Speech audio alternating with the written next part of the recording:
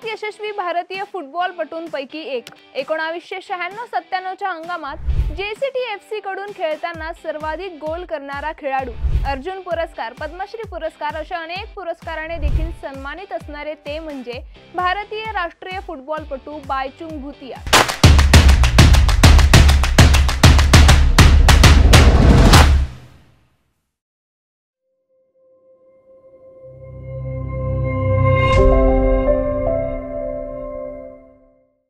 बायचुंग भूतिया, जे स्ट्रायकर म्हणून ओळखतात, भारतीय फुटबॉलचा मशाल वाहक म्हणून ज्यांना ओळखले जाते।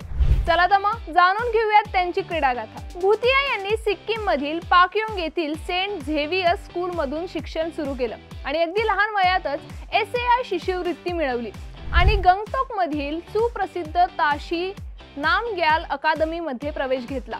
पुढे ते सिक्कीम मधील अनेक शाळा आणि स्थानिक क्लब साठी खेळले। 1992 मध्ये दिल्ली येथे झालेल्या सुब्रतो कप मध्ये भूतिया यांनी पहिल्यांदाच सर्वांचे लक्ष वेधून घेतले, जिथे त्यांना सर्वोत्कृष्ट खेळाडूचा पुरस्कारही देण्यात आला।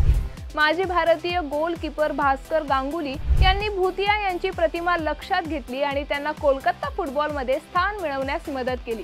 1993 मध्ये वयाच्या 16व्या वर्षी त्यांनी कोलकाता येथील व्यावसायिक ईस्ट बंगाल क्लबचे भाग बनले।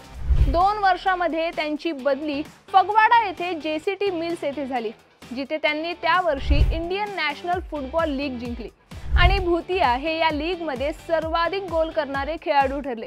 त्यांना 1996 चा Indian player of the year पुरस्काराने सन्मानितही करण्यात आलं, ज्यांनी 1996-97 हंगामामध्ये इंडियन नॅशनल फुटबॉल लीग जिंकली। लीग मध्ये ते सर्वाधिक गोल करणारा खेळाडू असल्याने त्यांना नेहरू कप मध्ये आंतरराष्ट्रीय पदार्पण करण्यास निवडण्यात आलं। पुढे 1995 मध्ये नेहरू कप मध्ये भूतिया यांनी उझबेकिस्तान विरुद्धच्या सामन्यामध्ये चांगलेच गोल केले आणि वयाच्या 19व्या वर्षी ते भारताचा सर्वात तरुण गोलकीपर बनले। 1997 मध्ये ते पूर्व बंगालमध्ये परतले आणि फेडरेशन कपच्या उपांत्य फेरीत ईस्ट बंगालला 4-1 असं जिंकून पहिली हॅट्रिक मिळवण्याचा मान भूतिया यांनी मिळवला। 1998-99 च्या हंगामात ते संघाचे कर्णधार बनले, ज्या दरम्यान ईस्ट बंगालने सालगावकर नंतर लीग मध्ये दुसरे स्थान पटकावले। त्यांच्या या कामगिरीमुळे भूतिया यांना 1999 मध्ये अर्जुन पुरस्काराने सन्मानित करण्यात आलं। 30 सप्टेंबर 1999 रोजी ते इंग्लंड मधील ग्रेटर मँचेस्टर येथे बरीकडून खेळण्यासाठी परदेशात गेले, जिथे ते युरोपमध्ये व्यावसायिकरित्या खेळणारे दुसरे भारतीय फुटबॉल खेळाडू बनले। 3 वर्षाच्या करारावर स्वाक्षरी झाल्यानंतर ते युरोपियन क्लबसाठी करार करणारे पहिले भारतीय फुटबॉलपटू बनले।